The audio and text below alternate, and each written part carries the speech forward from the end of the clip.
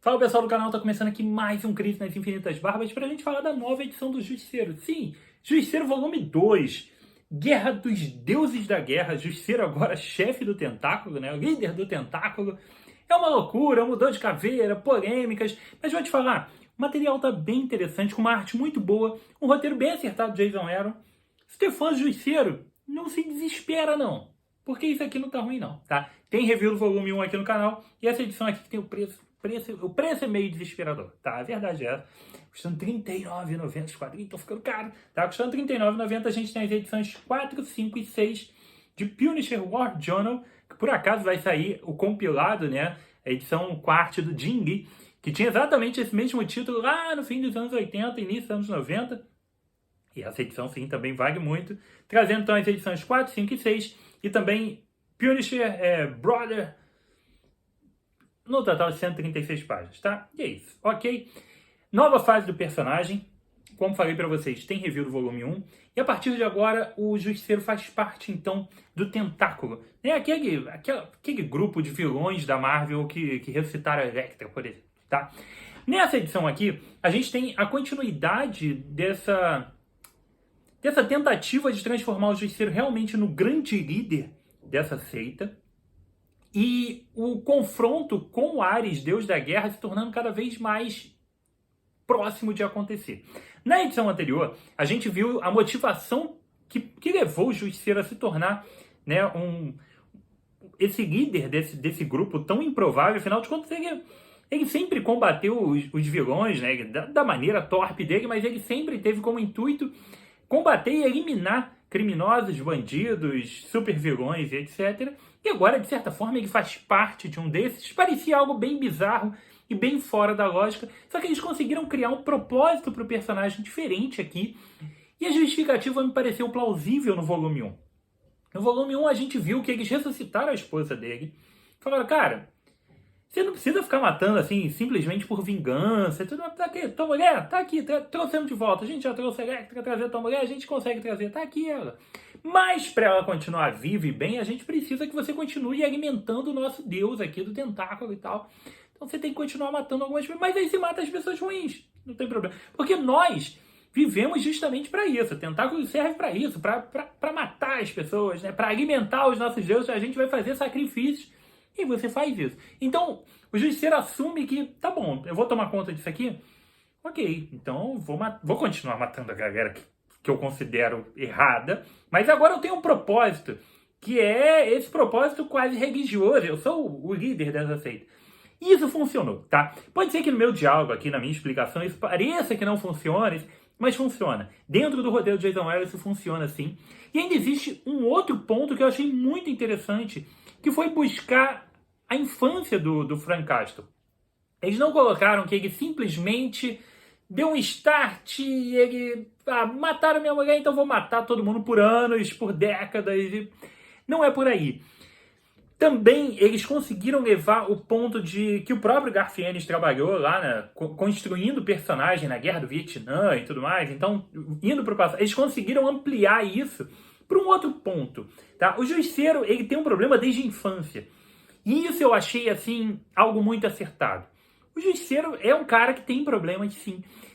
E ele já comete esses crimes desde que ele é criança. Ele já tem um espírito punitivo, um espírito justiceiro e um espírito homicida desde que ele é criança. E eu achei esse ponto interessante. Isso torna o personagem mais rico, embora seja pouco explorado aqui, mas também torna o personagem mais crível. Ele começa a ficar em algo que a gente pode fazer uma analogia, um paralelo aqui com o Dexter, por exemplo. Então, o Dexter tem essa visão, né? Ele foi educado pelo pai dele policial para que ele só matasse bandidos, para que ele só fosse atrás de pessoas ruins, que dentro da visão dele fossem ruins, para que merecessem que ele fizesse aquelas coisas. Então o Justiceiro meio que direcionou a vida dele dentro de ir para a guerra e depois fazer essas coisas, mas também alimentando algo que já estava dentro dele desde sempre. Acho isso um ponto interessante.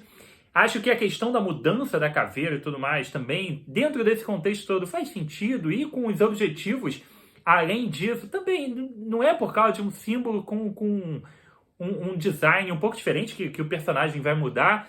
E acho que funciona para esse momento atual. Até porque o Justiceiro, a gente sabe disso, que não vai ser. Ele não vai ficar no tentáculo para sempre, o Frank Castle não vai ficar nisso para sempre e tudo mais. Então, como algo passageiro, eu acho que funciona e acho que é uma possibilidade de se divertir, tá? A gente já teve todos, vou repetir mais uma vez, todos os personagens super-heróis em quadrinhos já mudaram o uniforme, já tiveram alguma alteração de poderes, de status quo, O Justiceiro nunca tinha tido praticamente nada. Tinha tido uma coisa ou outra muito pontual, mas ele estava muito parado no tempo.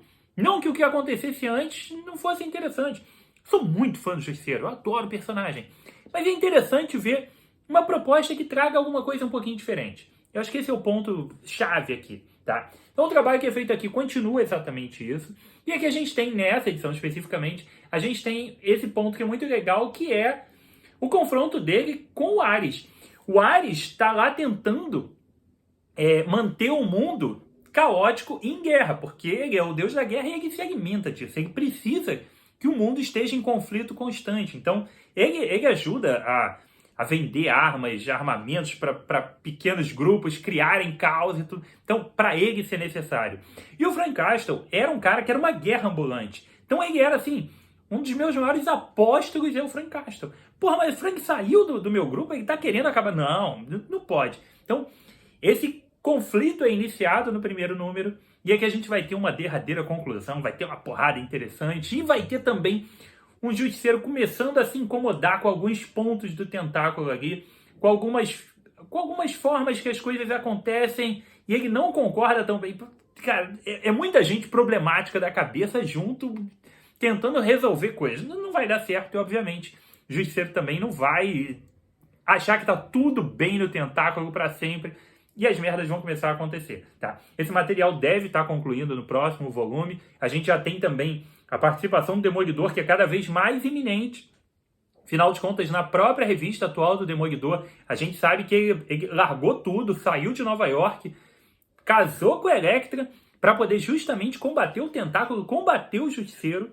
Então, vem muita coisa legal por aí. Mas nesse volume, sim, as coisas continuam interessantes, a gente continua com aquela arte espetacular, tá? O roteiro do material todo das 3 edições principais que estão aqui são do Jason Aaron, obviamente, e no final a gente tem uma outra historinha que eu já vou falar delas, tem o roteiro do Torun Grombeck, tá? A arte é do Jesus Sais e do Paul Azaceta lá no final. O Jesus faz um trabalho bem interessante de alternar a arte. Quando é o passado do Frank, a gente tem essa arte aqui, tá?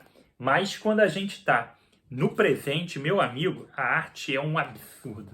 Olha isso aqui. A arte e as cores são maravilhosas, tá? É um quadrinho que vai ter tudo que você espera do quadrinho de Justiceiro. Vai ter violência, vai ter, tiro, porrada de bomba, literalmente. O Justiceiro tá um ninja, né? Afinal de contas, ele tá no tentáculo, então ele também tá usando espada e promovendo alguns cortes bem interessantes aqui, tá? Então a gente realmente tem um quadrinho que é muito legal. Essa edição aqui especificamente aborda muito mais do passado do Frank, dele conhecendo a esposa, até isso vai ser abordado aqui.